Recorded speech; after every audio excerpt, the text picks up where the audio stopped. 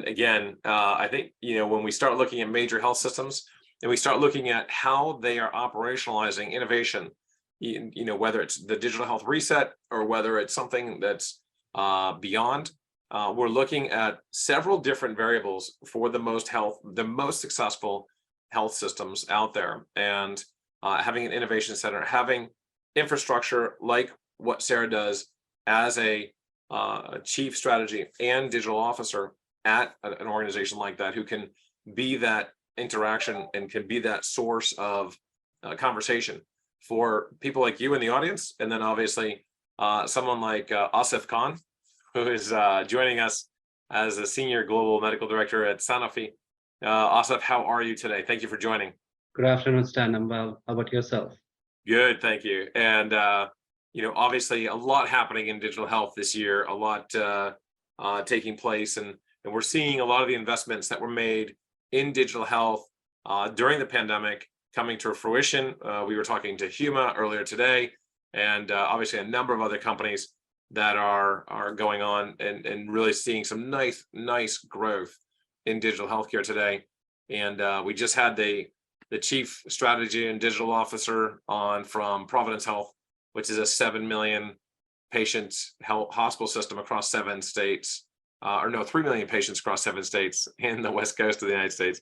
And she was talking about all the good work that they're doing there.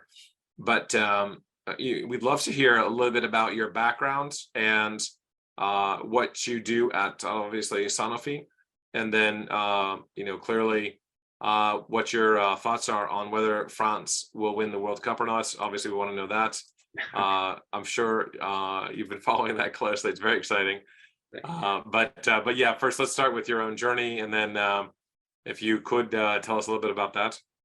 Yeah, sure. Thank you, Stan, for the opportunity. So I'm Asif Khan. I'm a physician by training, and after graduating as a doctor, I did graduate towards public health and eventually towards pharma. My key research interest really lies in patient centricity and using data and analytics to better understand our patient population, understand what the unmet medical needs are. And as we have more and more data available, what has really piqued my interest is how do we use advanced analytics and machine learning to speed up some of the decision processes, right? There's a traditional approach to understanding data or literature. And then with these technologies that are available now, it's really a question of how do we apply those and get faster insights. So instead of taking a wild guess, how do I have an educated insight? And then that is related to whether we are designing clinical trials, real world research, or even looking at patients and what the key outcomes that are of interest to patients. So that's sort of where my interest has really been for many years. I've worked on developing a lot of patient reported outcomes as well, of interest in health economics and outcomes research. And currently I work within Sanofi. I'm a senior medical director within a group called Global Medical Affairs and focused on immunology research. Today, that's what I'll talk about is a analytic platform called Immunolab, and how that we are using to really speed up decision making within our research group. And with regard to France, whether it would win or not, I mean, of course, I think that's what I would hope for. Definitely, retain their title as well. That's going to be quite something. No, it's outstanding. So with that, though, let's turn over the virtual podium to you. Go ahead and start presenting, and I'll jump off camera. Thank you. So yeah, I'll be talking about Immunolab. It's an innovative AI machine learning platform, which is really driven towards transforming medical evidence generation. What I mean by that is how do we speed it up and how do we bring about a degree of data democracy? Real world evidence, all of you are aware what this is. I won't get into details of, but traditionally it has been used more as complementary to RCTs, understanding patient populations, real world utilization, burden, and so forth. But given that we have a lot more data available, what its great use could be is helping support decision making. So we just don't take data and then design a study, publish on it, but how does it help our day-to-day work when we are thinking about specific drugs, specific treatments, or specific disease areas?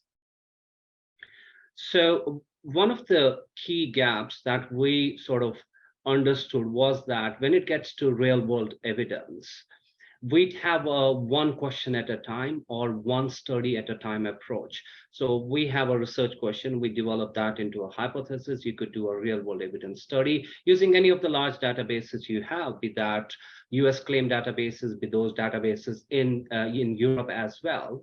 And we've not really fully sort of taken the utilization of the newer technologies that we have. We have large data sets and we have large computing power as well as large analytic processes now available. So there's a gap between what's available and how we take a decision. This we have seen in other sectors happens quite rapidly, real time as well. Real time, I believe, is not necessarily applicable for medical research, but at least it should speed it up. So one of the ways to address this evidence gap in terms of going from data to analysis to decision could be building curated platforms. By curated platform, I mean it's not simply data in and results out, but something where teams work together, understand what their key research questions often are, understand what is it that they want to understand from all the big data that's available, and eventually take that to specific decisions, or even to help design a future study. So what Immunolab is, it's basically a real-world patient platform. I'll talk a bit more about it later to really address these growing data needs. And it is an attempt to transform medical evidence generation, right? So the process becomes faster. So anybody who has access to this platform within our company, of course, has access to both data and analytics, and they don't need to be expert in either data or analytics. They will get trained, and then they can generate hypotheses and work further on that. And it does help us sort of understand some of those unmet medical needs at a deeper, at a faster and more impactful level.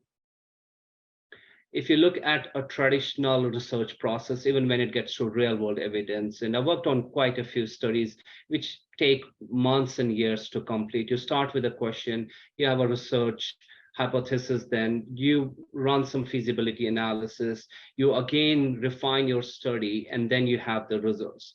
What an analytic platform such as Immunolab does, it really speeds that up from instead of taking months, it's really just taking weeks to even less than that, sometimes days, to get to a specific results. There's three core benefits as we would like to talk about Immunolab. It accelerates hypothesis generation, you get detailed insights, and it's also an innovative way to work through data-driven collaborations. Within the company as well, we have different functions who were sort of shy of data, so to speak, because that wasn't their strength. And now they do work with other functions as well, since they have access to these both data and analytics in a much more easier way. So as I was just saying, that these are not niche to any function. So there's sort of data democracy aspect as well. And then all of that does go through training, again, very simple trainings and support if teams need that, because what we do want is credible insights at the end of the day. This was really driven through a multidisciplinary collaborative team with different functions. So they designed the framework, they designed the research questions, and then analytics came in to help address those specific research questions. It does power evidence generation. Currently, it uses Optum, which is again de-identified electronic health records, and you can get insights into diseases, patient journeys. We could look at factors determining adherence or switch between treatments or augmentation with treatments as well. And all of that is data driven. That's really key and central to a platform such as this. Currently, we have 3 modules within Immunolab. We have what we call a patient journey mapper, which you could look at what journeys do patients make across different treatment options they have available. We have a switch modeler where we are able to look in specific disease areas. How do patients switch? How often? How do they augment? And we also have the possibility to understand what are the drivers of those switch. For some disease area, we also do have a head-to-head simulator where we can compare from real world effectiveness of different interventions. All of those have, well, we have data, but the design does take quite some time in really identifying which outcomes we want to look at. It is validated. So the build steps are quite exhaustive, but once you have those data, they're quite reliable in terms of the data that you look at. As an example, this is a patient journey mapper. This just uses a Sankey plot here and looking at how patients are moving from first drug class up to 7 drug classes. And there are further modules within that. You could look at the drivers, the characteristics of those patients as well.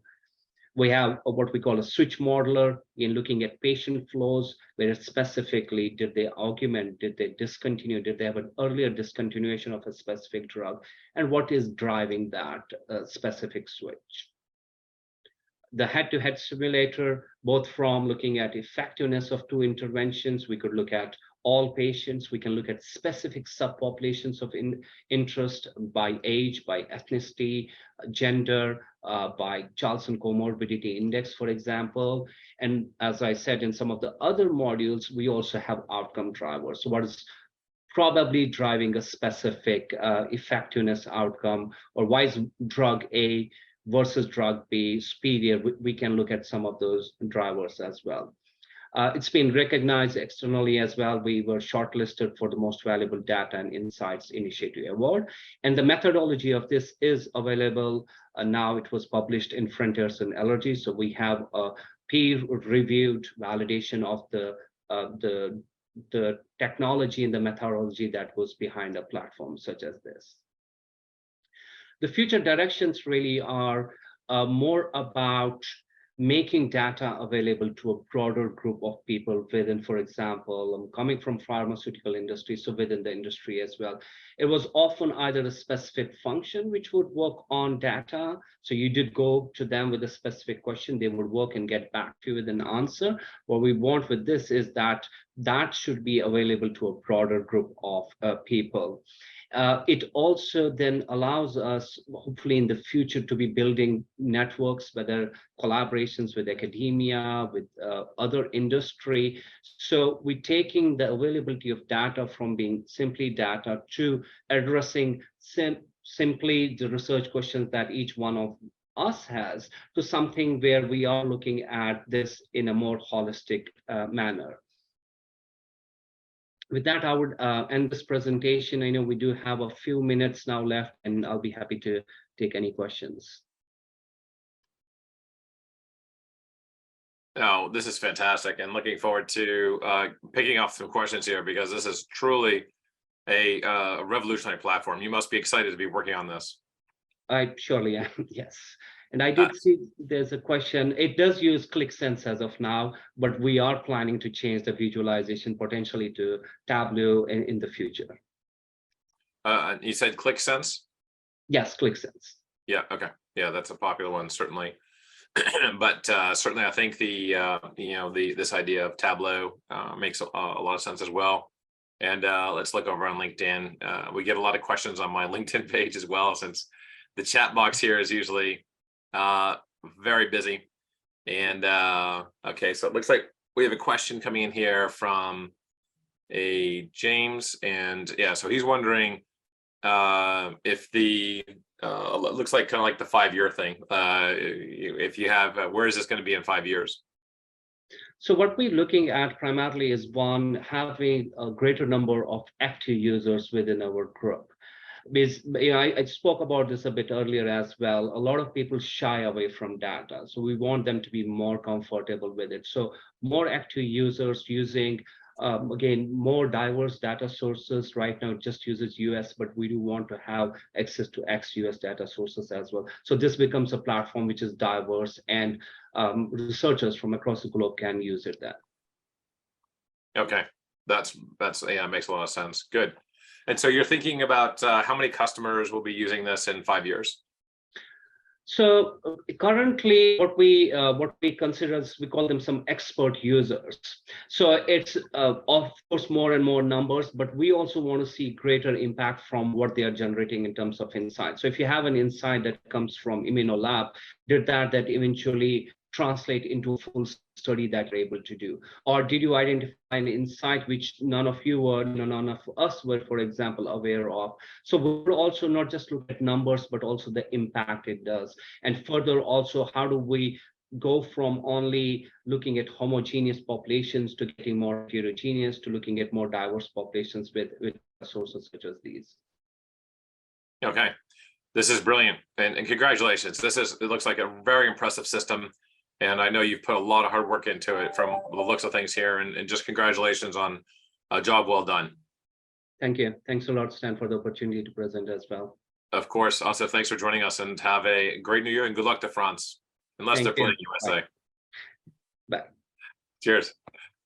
So anyway, this shows you, with this move that we saw during the pandemic, a lot of innovations sprouted up. And it's going to be very interesting to see 10 years from now, which of these sprouts turned into tall trees and which died out. Because we're seeing right now with things like this, that, a clear value creation with this platform and how it can really help save people time and really help improve the opportunity for new medicines in patient care